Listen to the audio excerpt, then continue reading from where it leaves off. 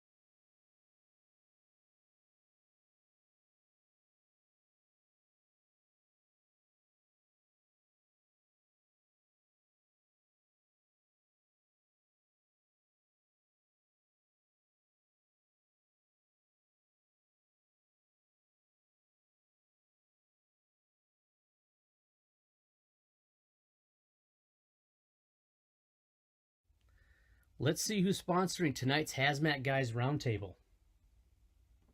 Hazmat 101 Consultants. Hazmat 101 Consultants and their instructors can provide quality consulting and virtual or in-person hazardous materials training for your agency. Owner and lead instructor Bob Cascignano is also available for lecturing at your fire or hazmat conference and has in fact done many speaking engagements across the country. Visit their site at www.hazmatconsultants.com or email Bob Cascignano at bob@hazmat101consultants.com. For over 20 years, K&R Plaques have had the pleasure of helping clients choose awards for the people they want to honor. Their state-of-the-art equipment allows clients to design, customize, and personalize the awards they choose for that special someone. With one of the largest selections of plaques, awards, trophies, and clothing apparel, they can deliver quality products to satisfy any customer needs. No order is too big or too small. Visit their website at www.knrplaques.com or email at sales@knrplaques.com. Responder Training. RTE is the leading company in delivering propane training along with emergency response equipment. Responder Training has many propane flaring kits, water injection kits, accessories, and replacement parts available. They also sell the only commercially available 1-inch propane flare kit, appropriately named the Dragon Slayer, because size does matter. Contact our good friend, owner instructor Ron Huffman for more information. You can reach him at 765-524-4848 You can email Ron at respondertraining.rdh.gmail.com or peruse his website at respondertraining.com.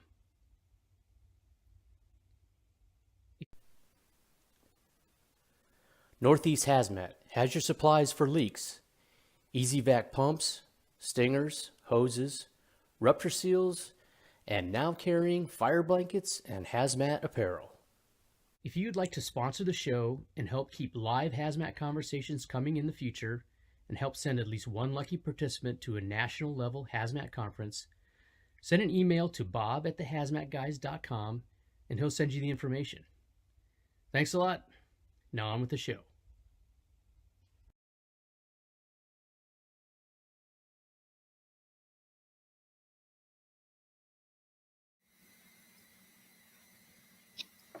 Hello, everybody out there. Welcome to this month's Hazmat Roundtable. We are, what is that? Is that 3? Am I 3, 2, 1? That's peace. Oh, okay. I'm Bobby Salison. I am sitting nowhere close to Jeff Zinchek, who is at home. Closer than normal. Closer than normal. All three of us are actually quite close to each other. Yeah. We're all on the West Coast. That's right. Yeah. I'm in beautiful San Diego. And I'm in beautiful downtown Richmond, California. Oh. If you hear rapid succession of sharp cracks, that is not somebody playing snare behind me. Those are gunshots. So, good times. How's everybody doing? All right? Good? Doing great. Good. Had a good month since the last time we've all got together and talked. Just rocking and rolling. Yeah. It's a lot of things been going on. A lot of good things been going on. Not much in the hazmat news area that I can recollect. No, right? I haven't heard anything. Nothing big. Well, I mean, other than the car battery fires in Florida.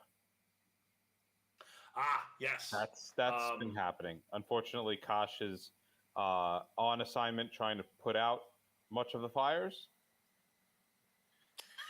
Yes, my understanding. Yeah. That's where he is right now, right? He's responding. He's responding. Yeah. He's yeah. He's off on training right now.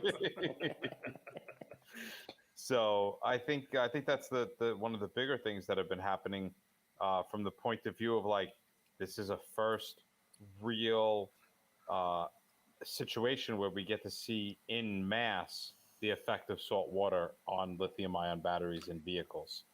Yeah, we have a couple of good friends that are down there besides Bob that are dealing with this head on, and we are telling them, hey, listen, collect your notes, take some pictures, and we want the progression of what happened as it goes on, because I think it's going to be interesting to see the boots on the ground aspects of what's going on, the first week, the first month, the first year. I think I would love to come back to those guys and get like a round table of sorts to talk about, because we're seeing almost in real time, like you know when you say like, oh, it's UL tested or it's been tested by time, or we're seeing that in a very short order right now. Very short order. A lot of aging happening very quickly down there. Yeah.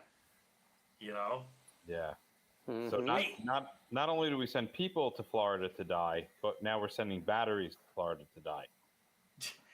You know what? Speaking of batteries, like Jay-Z, and I was saying about time frames, and this is not the topic of the night, was Surprise Arizona happened a year ago? No. It happened. Is it 2? It's been over 3 years ago. Wow. Yeah, it happened in April of 2019. I would love, at some point, do you think we can get somebody on here to talk about lessons learned from that? I'm not looking to Monday morning quarterback, but I think a lot of people would like to know, somebody had a problem, they corrected the problem. What were the corrections? Like, give me the cliff notes. Mm-hmm. So yeah, I'll write that down. I'm still in contact with the guys there, and I talk to them on a kind of regular basis. But yeah, it would be interesting. They've got some good stories for certain. Yeah. Cool, man. Yeah. So, tonight's topic, we were chatting about this offline, is about, I don't want to say the wrong title. Would you agree with this, Jay-Z, is SOP versus SOG? Is that an apt title? Sure. I would go. Do we? Or maybe we could say, how about SOPs? Do we need them? Or SOGs? Do we need them? I like that. Right. Mike's shaking I like his head Mike. no. Well, it depends. All right, let's go to the typical hazmat answers. It depends. Yeah, and that's a tough one to go because I'm sure you guys have the same thing that I have. You have a lot of people that are calling you, hey, what's FDNY's SOP, SOG for this situation or that situation? I got it all the time too. But I told them most of the time that we never really had any SOPs for anything except the hazmat incident in general, maybe the setup and some other little tiny areas, but we like to keep it a little bit loose for us. My answer was always our SOP is to look at the product, the container, the environment, the chemical, physical properties, the situation that's happening, and perform the action that fits best for those categories. Dude, if I was the incident commander, you said it to me, I'd punch you in the face. I'm like, get this guy out of here. You think I got this beautiful on my own? This isn't from walking into walls, Bob. You don't talk like me without getting punched a few times. But you know what? That is a really good indication of what we do. We do not have SOPs for a good reason. And again, I hate this word because everybody goes, well, what do you do with this situation? Well, it depends. I hate when guys hide behind it depends because then you throw back on them. If you have I've said this before, if you have one of those instructors or one of those guys that go, well, it depends. That means they obviously know the answer and you obviously do not know the answer. They just set up a paradigm where now you're the dummy and they're the smart guy. And so turn it around on them and say, depends on what? That should be, but be prepared. Be prepared for an answer because you're sitting there for more than a few minutes. Yes. Yeah. Yes. Right? If you're going to challenge the it depends, you better be ready to learn about hazmat because I will absolutely 100% walk down all the different paths for all the different scenarios and all the different I will prove that you're a dummy. That sometimes it's better, like that old adage of sometimes it's better to keep your mouth shut and look like a dummy than to open your mouth and prove it. Well, if you're going to challenge me or somebody that's on the A team that, hey, depends on what, I'm going to spin your head around a couple of times just to show you who knows what. Right. So, what it actually does depend on. But what is your thoughts? I mean, you wrote, and if nobody knows about this, you should go. It's on Amazon, right, Jay-Z? What? Your book? No, not anymore. Just through my website. Okay, so I don't deal with Amazon anymore. I don't blame you. You actually have your own distribution site because you got so big. He's competing with Amazon now. Yes. Yeah. I'm running 24/7 out of my garage. Jeff Bezos, Jeff Zintek. It's very similar. One of these. No, but your book is all types of. I don't want to say SOGs, but guidance plans. Guides. Right. Yeah. Exactly. It's exactly and really, I mean, it's does it work every time? No, but it kind of leads you down that path. And I'm not saying that we didn't have any SOPs. And let's kind of like break it down too. Let's talk about SOPs versus SOGs. We forget that standing operating procedures tell you that's what you have to do, as opposed to standard operating guidelines.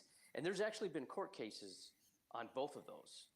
So that's one thing we have to remember is that when they say procedure and you didn't do it, then you're running into legalities and you're running into problems.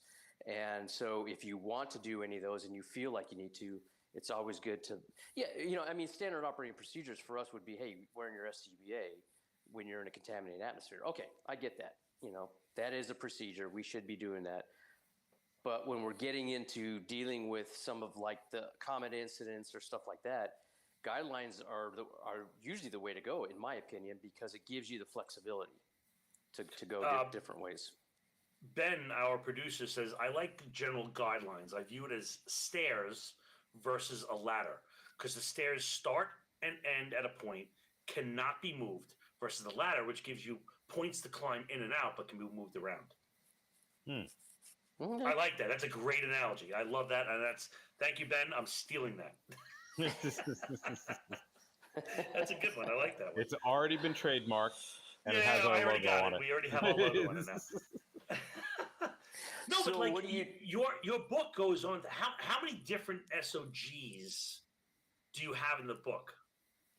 Well, probably you would relate mostly to common incidents, and I don't know. There's probably 8 maybe in there.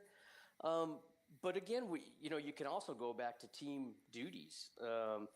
Some people want to write SOPs or SOGs for their team. The entry team or the backup team, which if you're doing that, then you're really getting into the weeds. And that's I don't think you want to go down that path. No. But You got to have flexibility. You got to have the flexibility. And in my book, and it's not to promote or anything like that, but it just you're going down the bullet points, and if something doesn't pertain to you, then you don't worry about it. But at least you considered them. You considered it. You exactly. consider them, right? They're there to be considered, not to be acted upon. Exactly. It's you may have it, you may not. It depends. It depends. See, Yeah. that I like the consider bullet point because you're throwing all these things under the stress of the situation, tunnel perception, because I'm not going to say auditory or visual comes into play. We start closing down. If you got that checklist in front of you, you go, oh yeah, I forgot to call this department. And it also, I think, subliminally says to the instant commander, listen, you're still the boss. You can still say no to these things. And it goes, oh yeah, you're right. You know what? I am the boss. It kind of, that coddling of that mentality of like, I'm the chief, and I get it. I love it. But if you give rigid things, it almost feels like if you were the chief and somebody says you shall do this, and you look at the situation and says this doesn't call for this, I would rebel hard against that, probably harder than I should have. Whereas if it says consider this, I still got that ability to say no, I will not do that. It's a good thing. I think that's a very good thing. Consider guidelines are better than the you shall guidelines. Oh, 100%. 100%. Yeah, and absolutely. I would even venture to say they're dangerous for the reason that Jeff kind of mentioned before, right? Is that you get stuck into a box. And so much of hazmat is outside of the box thinking that if you're trapped inside that box, legally trapped inside that box, then you really increase your potential to miss something, to not function in a way that's going to allow you to see the bigger picture. That's correct. There's been a couple incidents that I've been on that I've talked to my chief and I said, well, we don't usually do it this way because we usually have a standard way of doing things. I said, but this makes sense. This makes a lot of sense. And when you have hazmat people that, that's all they do, or, they're experienced in the hazmat, and the chief perhaps isn't, they're like, okay, that makes sense to me. You explained it. You said, what the normal standard operating way we do it, but then we're going to do it this way. And that happens all the time in hazmat. And I think we need that flexibility. We don't want to paint ourselves into a corner anytime. at all. Right. Right. So I think when people call us up and they say, "Hey, what do you do for this?" It's like you can make your own kind of guideline or whatever if you want to, but make sure if you're going to use it for your department that you word it properly. I think Mike, you were saying the shalls and the wills are actually definite words that means you have to do that. Right. And there's a thing called out there called Bloom's taxonomy. I don't know if you've ever heard of it, No. but it's a good way to use words for certain situations that don't pin you up, or maybe it does pin you up. But if you have something that says shall, they'll give you other words. It's kind of like a thesaurus. But it'll give you ideas on how to wordsmith stuff, so you don't get in trouble. So it's like a guide for Congress. Oh, you know what?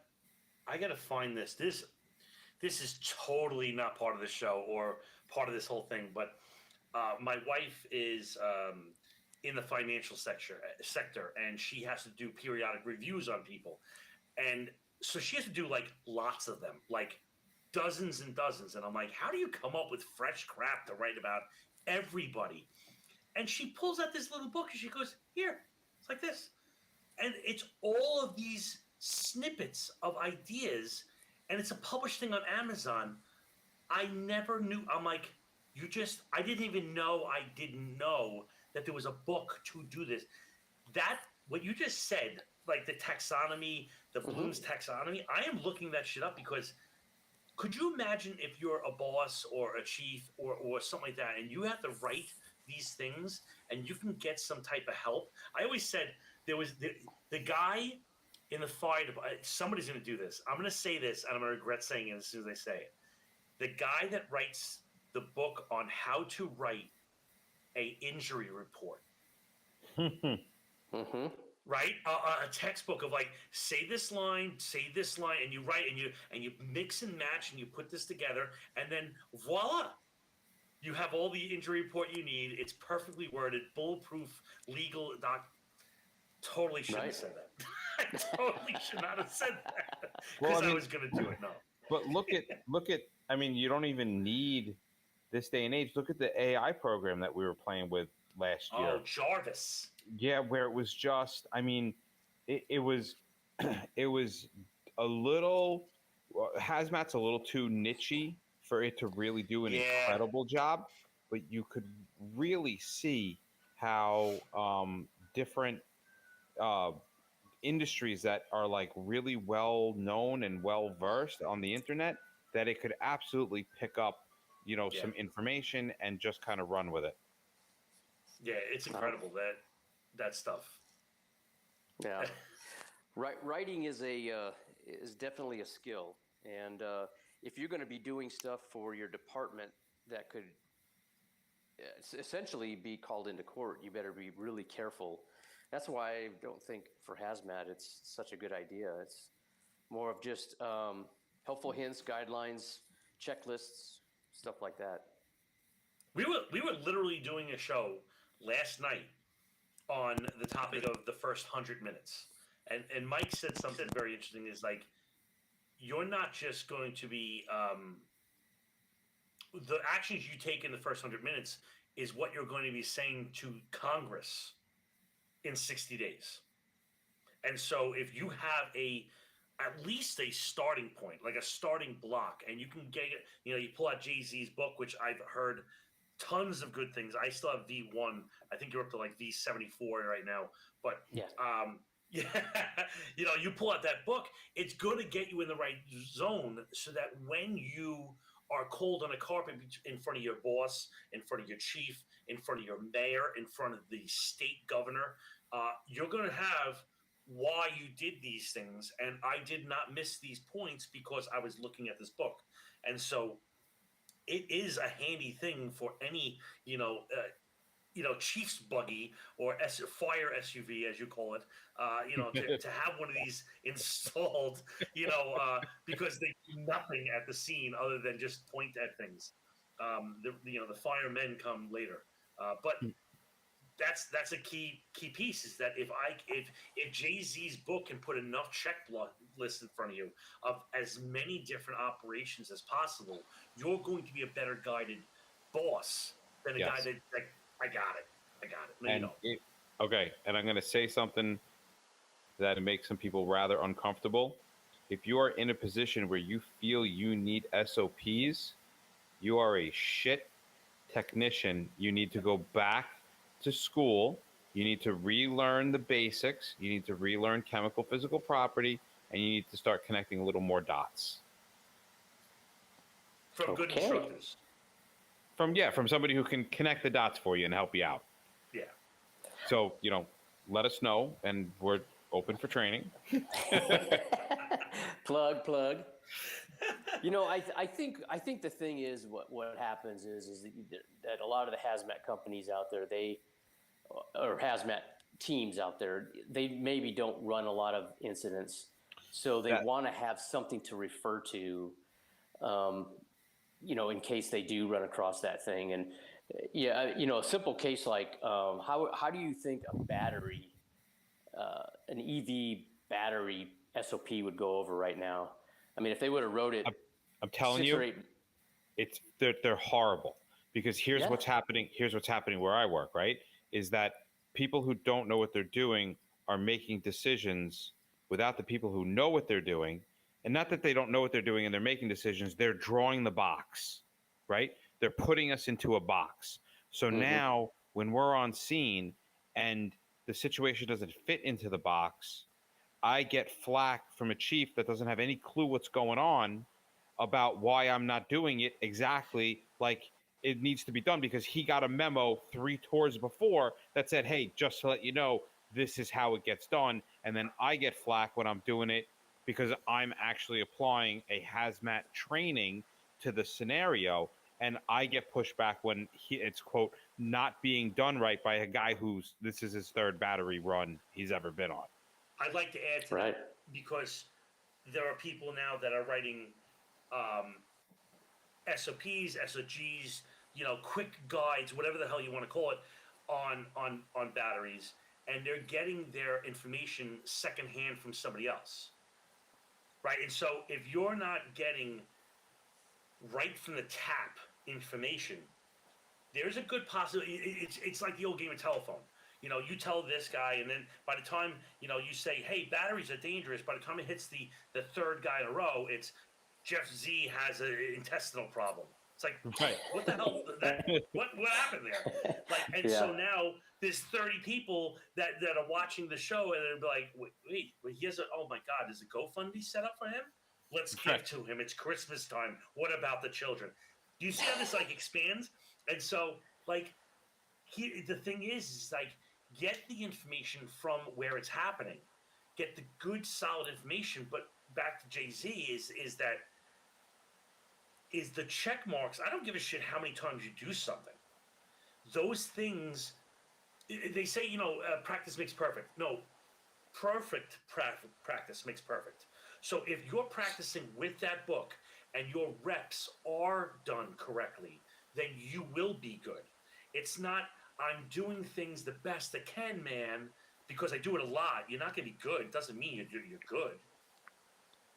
Right. Oh, 100%. Yeah. Well, and to get back to the battery thing, I mean, to write SOPs on this, or SOGs, if you would have wrote them 8-9 months ago, you'd probably wrote them wrong, because we're finding different stuff as we go along, and we're writing these for people who haven't seen them yet, or because they're going to see them at some time. But getting the people out there, I think it's better. Take, for example, Mike, if he's doing a battery class, this is a guy that's gone on tons of battery calls. What works? What doesn't work? Right. Do your checklist and your guidelines from something like that, instead of writing something that just by stuff you've heard that you've read in news articles. And I go one step further when we do the class. It's not, I don't think it's good enough to understand what we're doing now, right? Because that leaves out information. And I always try to tell the class, listen, there's no reason for you to repeat our mistakes. There's no reason for me to repeat your mistakes, right? So not only do we do a what are we doing right now, but we start from the beginning and we talk about the different steps that we did and the evolution of our procedures to how we got to where we are now. Because, and the reason behind it, right? So, like, why do we do what we do? Well, where I work has very special circumstances that most of the country doesn't have. So maybe the fact that we're at this point in our procedures doesn't apply to, say, Jeff's area because Jeff doesn't have the same circumstances. So you have to understand what we did wrong, where we started, the things that and the obstacles that we did to overcome the obstacles that we had and how we overcame them. And then you have to take all that information along with your understanding of the battery and figure out what you're doing for your area with your resources and what you have at hand. That brings up an interesting thing, and I like Jay-Z's input on this thing is, do you think one guidebook is the right solution, or do you think that locales or even general regions could do with their own? For example, New York City or the northeastern seaboard does things generally the same way. And if you come to California, things are done differently. Do you think it's worth it to have a California version of an SOG book and a New York version or a New England version of a SOG book? Or do you think it's just like, hey, listen, these are the generalized truths and do what you want? Oh my God, what would a California SOG book look like? It'd be one page. It'd be like, don't do it. No, I think it would be. I think it would be 1,000 pages, and it would be like, take clipboard, hold clipboard in left hand with 4 fingers wrapped around bottom midsection, and the thumb placed at a 45-degree to the. I don't think so. I think it would be like this. You would open up the book and be like, no. Like, oh. I think it would take too long because they'd argue about where the commas go and the periods, and hey, the ink would be. You can't use that ink; it causes cancer. Yeah, it'd be like 1,000 pages ago. We can't put this out. Yeah. Yeah, this publication is known by the state of California causes cancer. Yeah. Well, obviously, the more research you have, and the more things you have, obviously you can take from different things. I think a general one, though, I mean, if you keep going back to my book, but my book talks about, take for example, natural gas. Well, it talks about offensive tactics, and there's so many people that don't do offensive tactics for natural gas that it doesn't even really pertain to them. But then you know what? You just skip it. You go for the stuff that works for you. Some people don't transfer; they leave it for another company. So that one you just you don't worry about. But I think and that's why I kept probably a lot of the stuff kind of general. And you could put at one point I got to where I had so many more subjects I was going to put in there, and I go, no, I have to stop at one point because I won't be able to get this in your pocket. Yeah. Now it's Jeff's encyclopedia guide. Yeah, and then it totally takes away from the handy portion of it, but it's kind of wanted to keep it general because everybody does things different. And I found this out actually when I went back to New York several years ago for a conference, and I was talking about the backup team. And I said, yeah, your backup team goes in there with your entry team, and they're watching what they're doing. They're on air, and they're like, whoa, whoa, whoa, whoa. We don't do that. And I was like, you don't? And they're like, no. What? Yeah, so, it's different for all different areas, whatever. But again, if you don't do that, then you eliminate that portion, and you don't do it. As long as you considered it. As long as you've considered, because it all depends. I love it. Don't say that again. No, I think it's a solid thing. I would love to say there's a market for it. I think that but the thing is that you grew up learning Phoenix Fire Department's operations. I grew up in New York City Fire Department's operations. and I wouldn't dare to say, well, I know how California does it. I wouldn't know that. And so I would have to bring in a lot of people to tell me the way they do it. And maybe they're not in the same alignment of how I think it should be done. Because at the end of the day, it's my book or your book or whatever it might be. So just the generalized thing, I think, you know what? Give the power to the people. I like the single book approach. That's my personal opinion. Do what you want, but I think it's not meant to drill down to local stuff. It's meant to, I think, give operational guidance, Right. and no more. Yeah. Well, it goes back to what Mike said too, that your skills are going to get you through it. You need something to take you in that direction, and then your skills from that point should take over, and you're gonna be able to figure out the right tactic for the incident. Yeah. And you don't have to go on a bunch of them to get good at it. You just have to understand the product, and you have to just understand what you have and what you've heard in the past and what you've seen works, what you've seen doesn't work. And I know for you guys, I think you guys do the same thing I do. When I present at conferences, I don't have any problem talking about the things we do that don't work. And it's just so people don't do the same thing. It's half the knowledge. Mm-hmm. Half the knowledge is knowing what not to do and why. Mm-hmm. Mm-hmm. Yeah. You know what? I mean, even you say, oh, New York City Fire Department, they got the reps. They know what's going on. They're consistently doing it. They know, they don't need. Let me tell you, we have those checklists, internal checklists, for every operation. A helicopter hitting a building collapse, this. So when you're the aide and you jump out of the rig, your job is to literally give this checklist to the chief. And let's say the guy has 30 years on the job and he's been doing this for 20 years. He probably takes the thing and goes, get rid of this thing. I got this memorized. But how many times in your career do you have helicopters crash or planes fly into buildings? We've had a couple more. I've had 11. But for some people, having a helicopter or a plane crash in their career is a once in a career operation.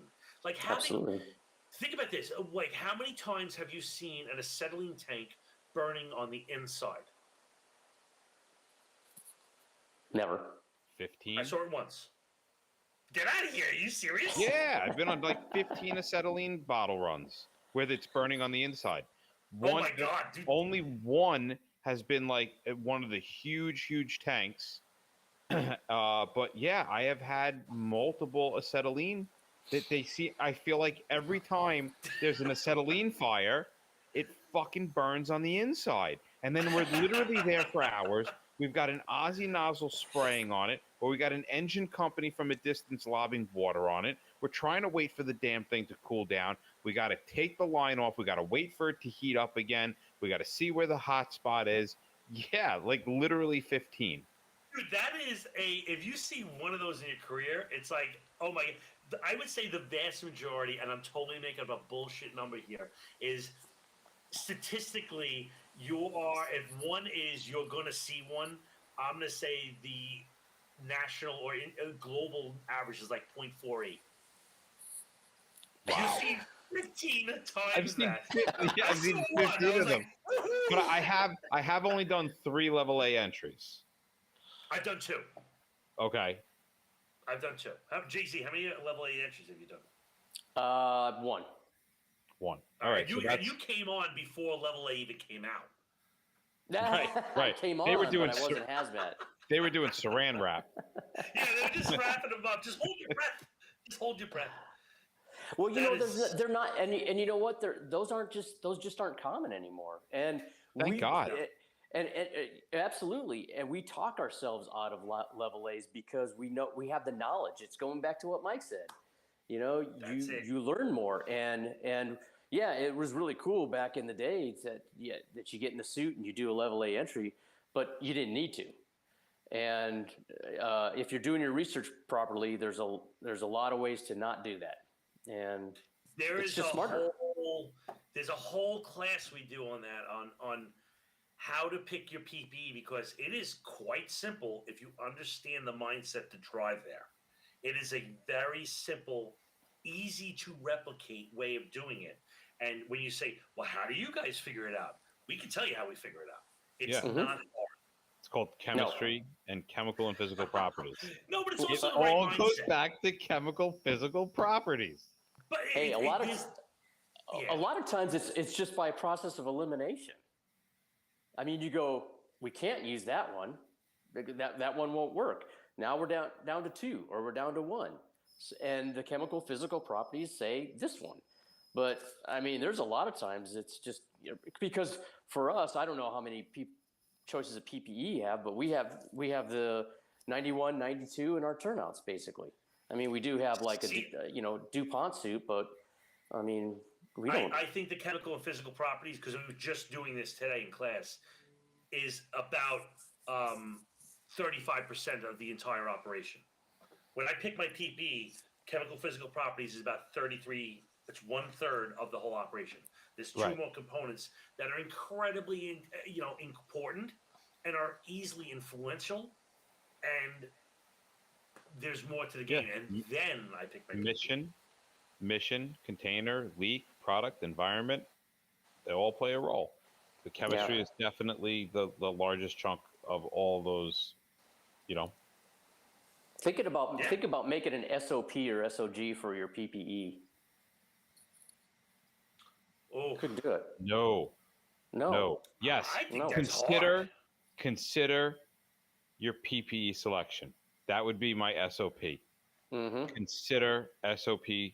Consider because PPE you said selection. you have 3 PPEs, right? You have 91, 92, which again, those are outdated, but level A, level B, and then you have your turnout gear. In New York City, we have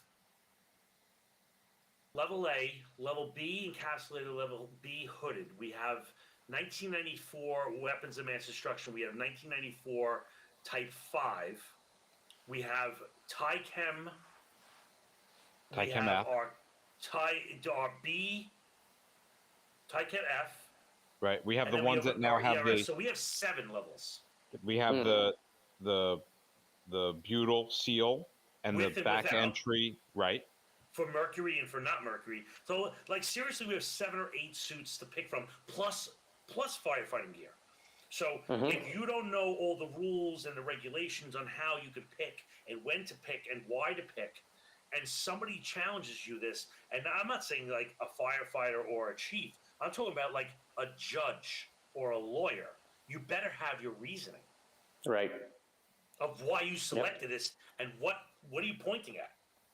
And that never became more clear until, and we did a show on it, the battery acid incident, where we were using a Tyvek that zippered on the outside, on the front, and the guy ended up, because he was going through decon, the decon ended up pushing the acid through the suit, through the zipper, and ate away his shirt the next day. Woke up in the morning and wasn't our guy. It was just a guy we know.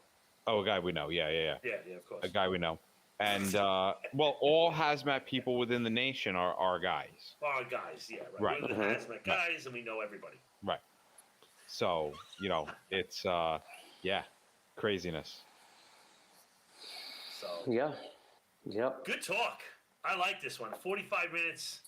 We're wrapping it up. I would honestly like to talk about this more. I would also like to get somebody from Florida on next week. We got NFPA 1891.